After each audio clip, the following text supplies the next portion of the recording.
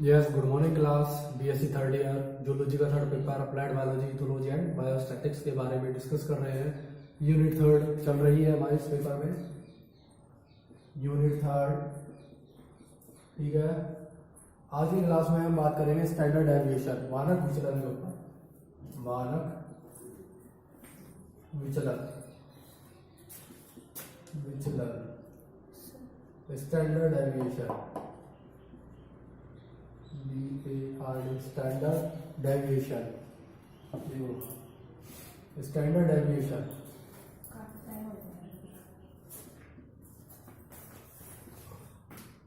Standard deviation last class में भी हमने एक क्वेश्चन किया था मानक विचलन के ऊपर। एक क्वेश्चन और बता रहा हूं मैं आपको इस क्लास में, किस तरह से मानक विचलन निकाल सकते हैं। ठीक है, जैसे कोई क्वेश्चन दिया हुआ है आपको, क्यूओ में हीमोग्लोबिन की प्रतिशत मात्रा दी हुई है। ठीक है, सीरियल नंबर,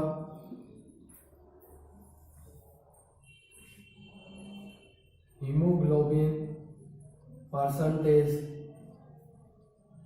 हीमोग्लोबिन परसेंटेज। ठीक है, प्रतिशत हीमोग्लोबिन, यह अपना क्या हो गया, एक्स हो गया। ठीक है,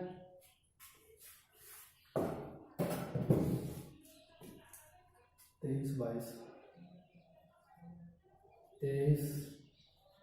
20 24 16 20 24 16 17 18 19 21 1 2 3 4 5 6 7 8 9। ठीक है, ये कोई 9 रैट थे, 9 चूहे थे, उनके रुधिर के अंदर जो हीमोग्लोबिन की परसेंटेज है वो ये इस तरह से दी हुई है। ठीक है, ये कोई डाटा दिया हुआ है हमें और कहा गया है कि इन डाटा का उपयोग करके स्टैंडर्ड डेविएशन या मानक विचलन को ज्ञात कीजिए। ठीक है, मानक विचलन हमें निकालना है इन डाटा का उपयोग करके। तो देखिए किस तरह से हमें मानक विचलन को निकालना है। हमारे पास गिवन है 9 डाटा। ठीक है, 9 माप दी हुई है हमें, हीमोग्लोबिन की परसेंटेज दी हुई है 9 चूहों के अंदर जो निकाली है। सबसे पहले हम क्या करेंगे, समांतर माध्य निकालेंगे। ठीक है, मीन निकालते हैं। मीन निकालने का फॉर्मूला होता है total variables, sum of variables divided by total number of variables. ठीक है, मानों का योग, जो मानक है ये, इन जो ये चर है इनका योग बटे में चरों की संख्या। ठीक है, इनका टोटल निकालते हैं, इनका योग करने पे तो इनका जो टोटल आता है वो आएगा हमारे पास में 180।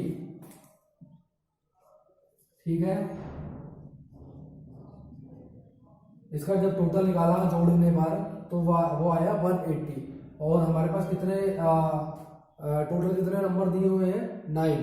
ठीक है, तो समांतर माध्य निकालने के लिए क्या करते हैं, 180 डिवाइडेड बाय 9। ऐसे करेंगे, 180 में 9 का भाग दे देंगे। 180 तो x का टोटल हो गया, और x कितने नंबर है, ये 9 दे रखे हैं ना, 9 को 9 नंबर दिए हुए हैं हमें। ठीक है, तो 9 से आप क्या कर देंगे, डिवाइड कर देंगे, क्या आ जाएगा 20। ठीक है, 20 हमारा क्या आ गया, समांतर माध्य आ गया। ठीक है, अब जो ये समांतर माध्य आया है इसको डिवाइड माइनस करेंगे इसमें से। ठीक है, एक और x निकाली जाती है इसमें से, x माइनस जो समांतर माध्य है में f। ठीक है, इसको माइनस किया जाता है इसमें से, तो क्या आएगा, देखिए 23 है, x का मान क्या है 23 माइनस 20 है। ठीक है, इज इक्वल टू क्या आ जाएगा, 3 बच गया, 3 आ गया। इसी तरीके से इसमें निकाल लेंगे, कितना है 22 है, 22 माइनस 20 इज इक्वल टू कितने बचे, 2। ठीक है, ऐसे यहाँ पे निकालेंगे 20 माइनस 20 कितना बचा, 0। ठीक है, 24 है, 24 minus 20 divide is equal to 4। 16 minus 20। अब देखिए यहाँ पर प्लस की संख्या क्या हो गई, छोटी हो गई, और माइनस की संख्या बड़ी हो गई, तो जो साइन आएगा वो किसका आएगा, माइनस का आएगा। और माइनस का क्या आएगा, 4 आएगा, माइनस का 4। 17 है, 17 माइनस 20 माइनस के 3, ठीक है। 18 minus 20 is equal to minus के 2। 19 माइनस के 20 इज इक्वल टू माइनस का 1। 21 माइनस के 20 इज इक्वल टू, प्लस की संख्या बड़ी है इसलिए प्लस का 1, ठीक है। ये अपना क्या आ गया, x आ गया। दूसरा ये x है, ये वाला,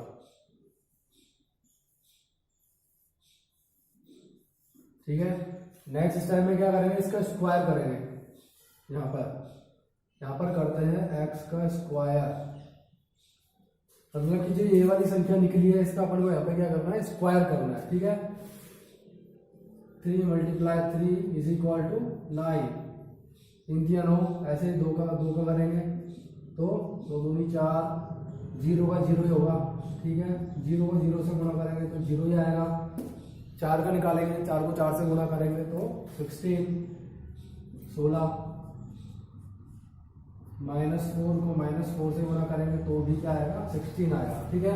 माइनस माइनस को जब गुणा करेंगे तो साइन प्लस का हो जाएगा यहाँ पे, इसलिए जो 16 आया है, जो 16 आया है वो किसका आया है, प्लस का आया है।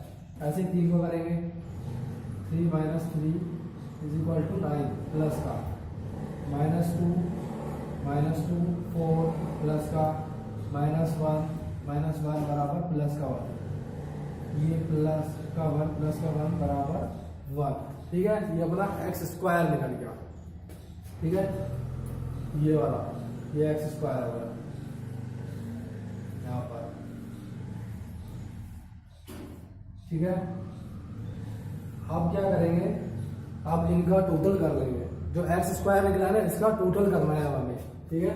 जब इसका टोटल करेंगे हम, देखिए कितना आता है, 9 10 11 12 13 24 27 28 29 30 30 40 45 45 46 46 45 48 50 40 60 हो गया, 60 आ गया, ठीक है। इसका टोटल आया 60, इसका टोटल आ गया 60, ठीक है। अब इसका फॉर्मूला क्या होता है, इसका फॉर्मूला होता है सिग्मा इज इक्वल टू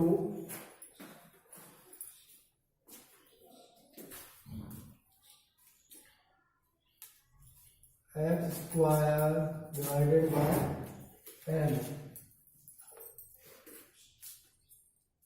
और ये अंडर रूट में बन, ठीक है। ये इसका फॉर्मूला होता है।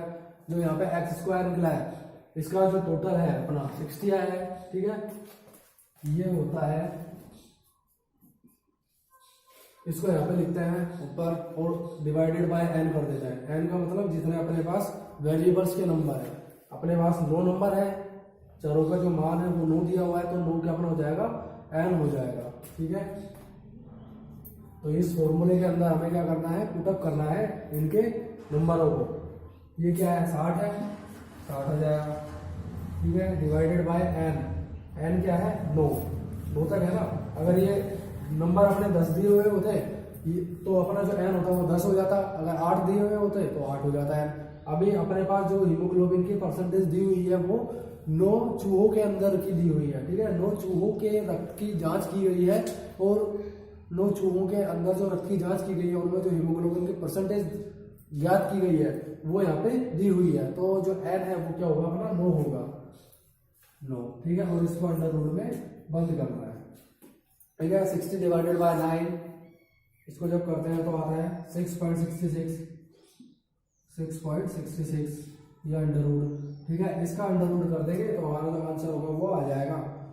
इसका जब अंडर रूट करते हैं तो आता है 2.58, ठीक है। 2.58, ये हमारा क्या है आंसर है। इस तरह से क्या है मानक विचलन निकाला जाता है, स्टैंडर्ड डेविएशन को निकाला जाता है। देखिए मानक विचलन निकालने का ये दूसरा तरीका था। इस लास्ट क्लास में मैंने आपको पहला तरीका बताया था, उसमें भी जो क्वेश्चन दिया हुआ था वो क्या था, डिस्क्रीट टेबल में था। ये भी क्या है असतत सारणी है, ठीक है, खंडित सारणी है, क्योंकि इसमें क्या है वेरिएबल्स नहीं है, ठीक है, इसमें वेरिएबल्स नहीं दिए हुए हैं। ये भी खंडित सारणी है।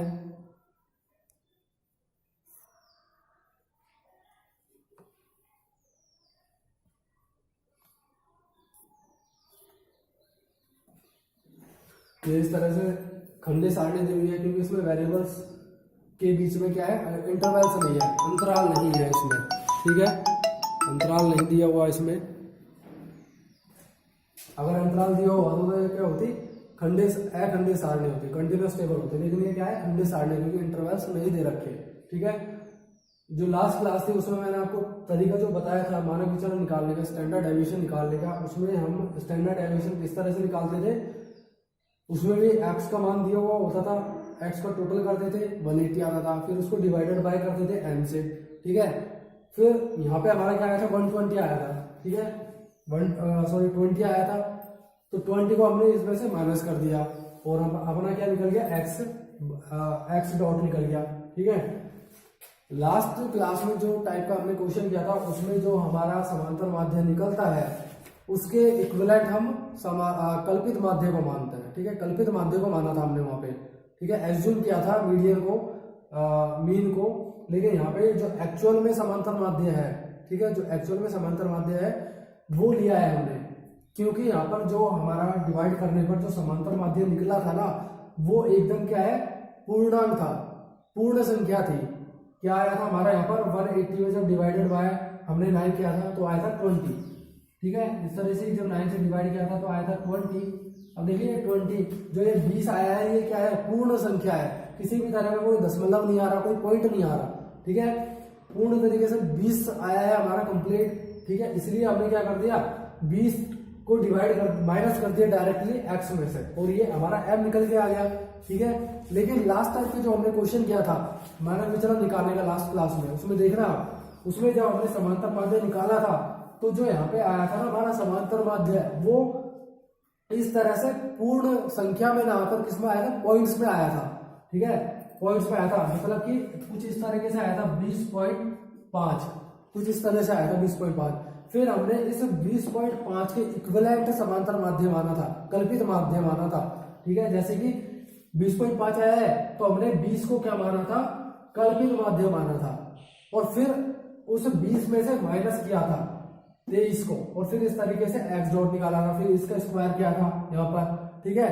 तो जो फॉर्मूला लगाया था ना वहां पर वो फॉर्मूला पता है कौन सा था, वहां पे फॉर्मूला था इसका जो टोटल है, ठीक है, जैसे कि x square divided bye n minus फिर इसका टोटल, ठीक है, x का x माइनस n और फिर इसका स्क्वायर किया था हमने और इसको अंडर रूट में बन गया था। ये इस तरह का फॉर्मूला लगाया था लास्ट क्लास में, ठीक है, इस तरह का लगाया था हमने फॉर्मूला।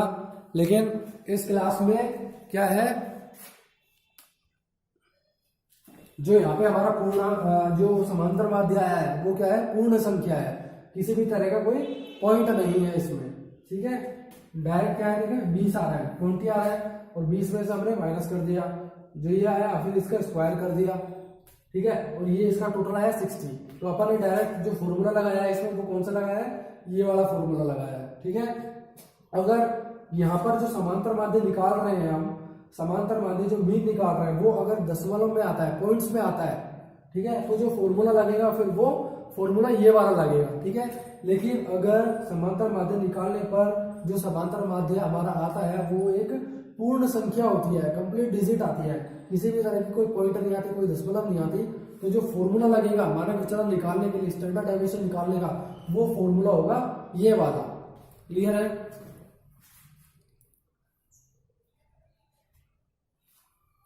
ठीक है, लास्ट क्लास में जो हमारा फॉर्मूला लगाया था हमने वो लगाया था ठीक है। जैसे अगर यहाँ पर 20.5 आता तो अपन 20 को कल्पित माध्य मानते फिर, ठीक है। लेकिन यहाँ पर तो पहले से ही एक्चुअल में हमारा जो मीन आ रहा है, जो समांतर माध्य आ रहा है वास्तविक, वो क्या है, पूर्ण आ रहा है, कंप्लीट आ रहा है, 20 आ रहा है, ठीक है। इसलिए हमने 20 को माइनस कर दिया। लेकिन अगर हमारा 20.5 आता तो हमें फिर कल्पित माध्य मानना पड़ता, या तो 20 मानते या फिर 21 मानते, कल्पित माध्य मानना पड़ता, ठीक है। फिर हम इसी तरीके से करते हैं, लेकिन जो फॉर्मूला लगता वो क्या लगता, ये वाला लगता, ठीक है,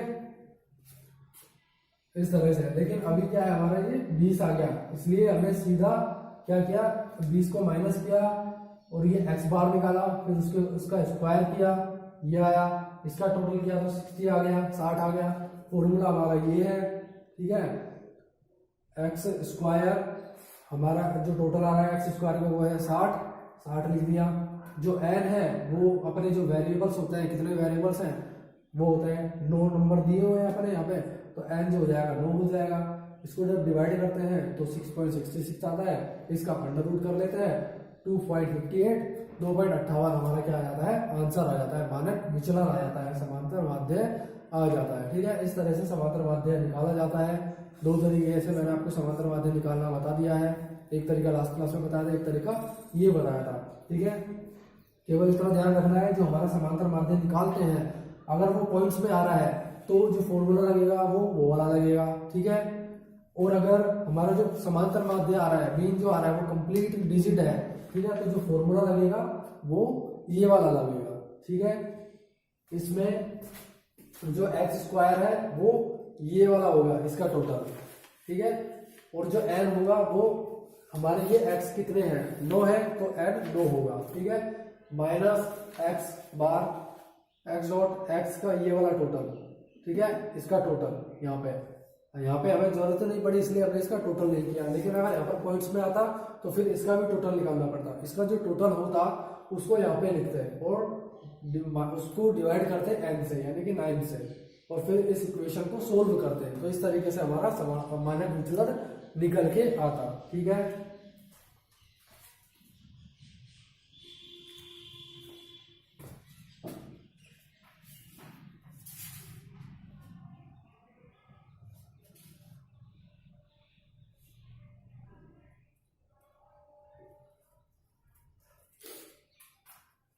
ठीक है, आपको समझ में आ गया होगा स्टैंडर्ड डेविएशन, मानक विचलन निकालने का तरीका, किस तरीके से मानक विचलन निकाला जाता है, ठीक है।